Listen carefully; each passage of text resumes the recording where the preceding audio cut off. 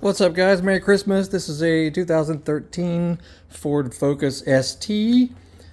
And for Christmas, we got her a few things for this car, but one thing was a new shift knob. Check it out. This is a Focus RS shift knob.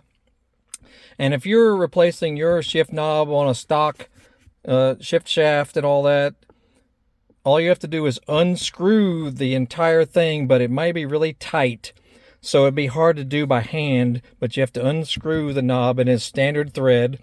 So I had to use a pretty beefy set of vice grips and actually destroyed the old one because you have to get a really good grip around right there, clamp it down, and then just loosen it that way, and it came right off. So that's the only tricky part, is how to remove it. And then with the new one, you just, righty-tighty to install it, get it to where you want it, and that's that. And so yeah, it looks pretty killer. She totally loves this car, and she drives it all the time.